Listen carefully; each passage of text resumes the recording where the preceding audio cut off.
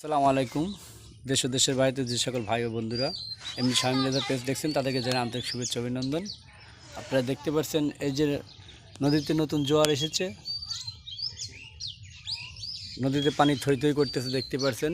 তো সেই উপলক্ষে নদীর ঘাটে নৌকা বান্ধা সারি সারি।